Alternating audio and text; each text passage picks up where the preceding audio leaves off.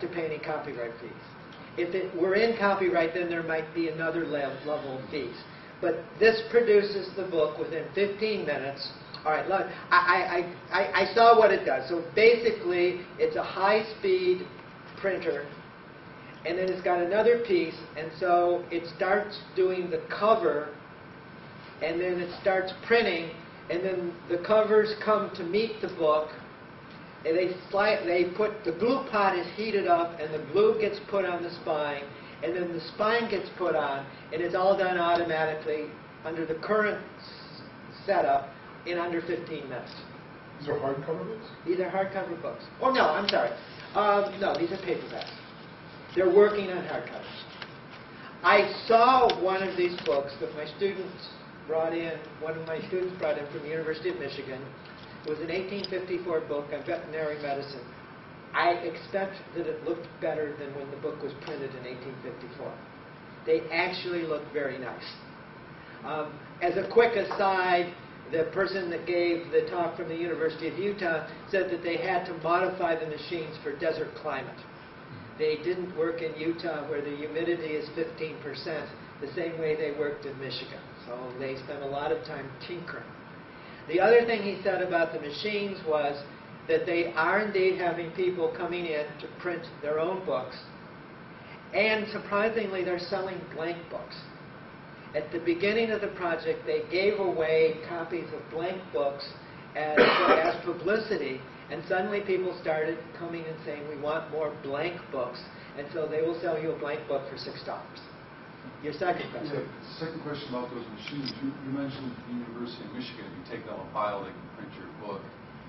Now, they can't print it, though, without it being published, because you're counting these as self-published material. Okay. They're given an ISBN number.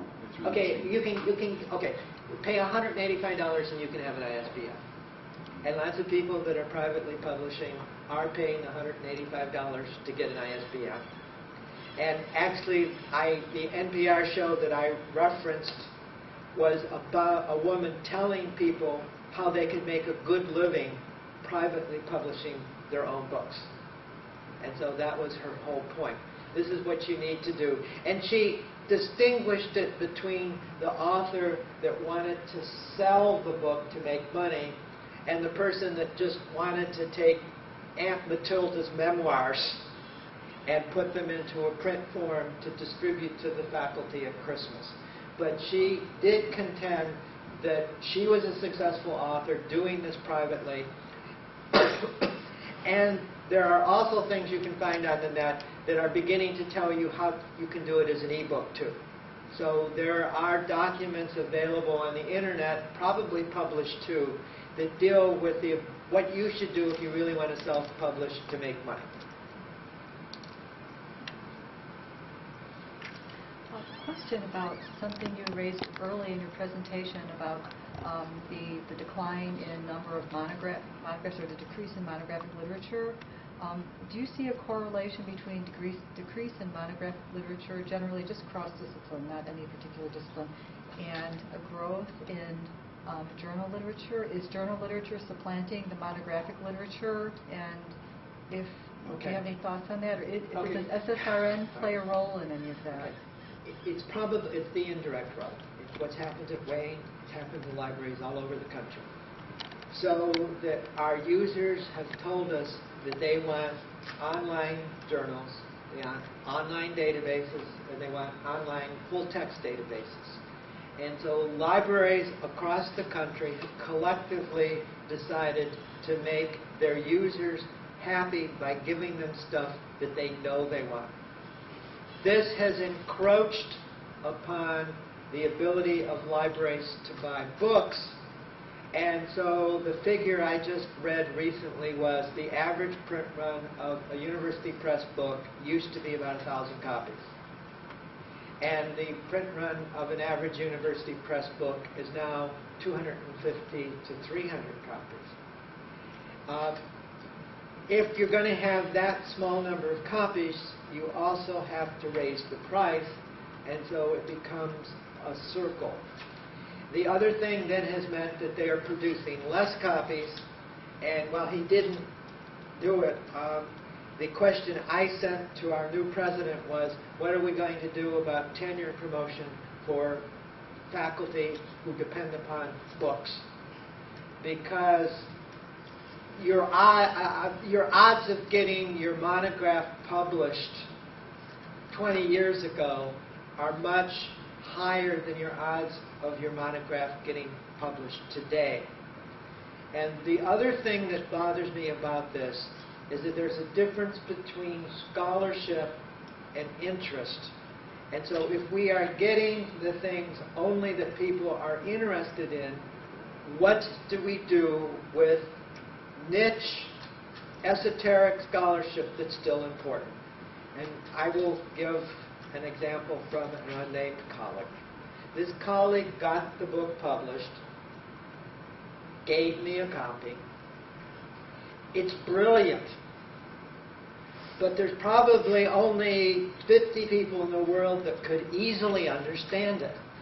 I have a PhD in the area he was writing in, and I understood it, but I had difficulty understanding it. I'm freshest in the morning, and I was reading maybe 5 pages every morning because that was about all I could absorb. Now picture the new situation where the libraries are not automatically buying these books.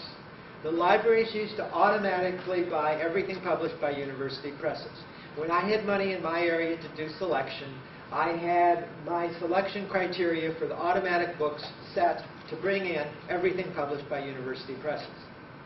Now that we don't have enough money, I can't do that anymore. And it's affecting the presses, and I went to the session with the university presses, and it is something that worries them greatly. The other thing that's leading to the decline is, well, some presses have gone out of business. That's the obvious reason why there are fewer books. And I'm talking about scholarly monographs. What was I going to say? The third reason is that they're losing their university subsidies.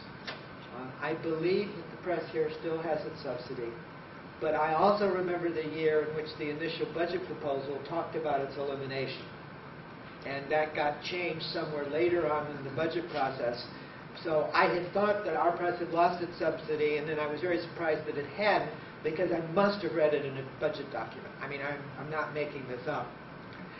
And then, since they're losing their subsidies, they're moving into publishing non-scholarly stuff that's still respectable, that they feel they can make money on. So you look at our press, and we have Lighthouses of the Great Lakes. We have Phil Mason's very popular book about rum running during Prohibition. And so that is moving them away from the real heavy-duty, serious scholarship, and that is reducing then the opportunities for professors who are working in areas that are important but not popular to get published. And so what I would like to see happen in the world, and actually it's in rooms like this one where the decisions are made that will have to change the way they look at things, is that we find some way to vet electronic publications.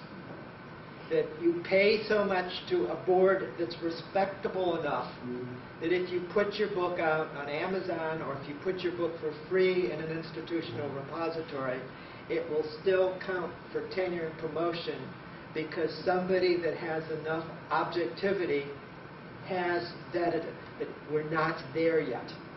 If I had a faculty member, if I had one of my mentees come and talk to me, I would tell to my mentee, publish it in print and publish it in a respectable journal.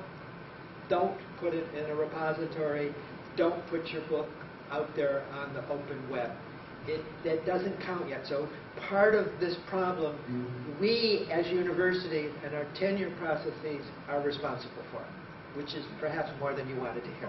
So I think I agree that that publishing trends, or I think I agree that just-in-time philosophy of purchasing or collection building does diminish the library as a place of scholarly discovery. Right.